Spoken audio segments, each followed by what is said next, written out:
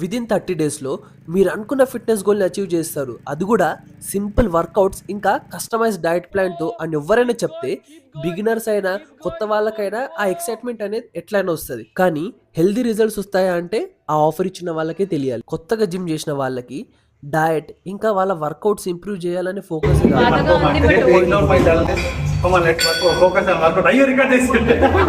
అదే metabolism.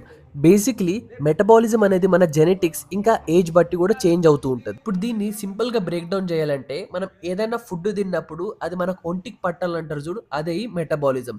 Carbs తిన్నప్పుడు energy రావడం, ప్రోటీన్స్ తిన్నప్పుడు మన సెల్స్ ఇంకా మజిల్స్ రిపేర్ అవ్వడం, ఫ్యాట్స్ తిన్నప్పుడు మన న్యూట్రియంట్ అబ్జార్ప్షన్ ఇంప్రూవ్ అవ్వడం, హార్మోన్స్ సెట్ అవ్వడం అనేదే ఇదంతా అవ్వడమే ఈ మెటబాలిజం చేసే పని. ఈ ప్రాసెస్ కొంతమందికి తొందరగా అవుతుంది, కొంతమందికి టైం పడుతుంది.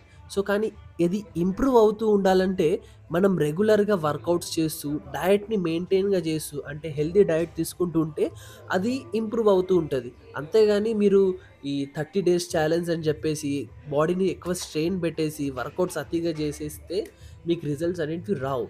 సో పేషెన్స్తో ఉండి ఒక్కొక్క స్టెప్ బై స్టెప్ ఫాలో అవుతూ మీ బాడీని అర్థం చేసుకుంటూ వర్కౌట్స్ కానీ డయట్ కానీ చేస్తూ ఉండండి.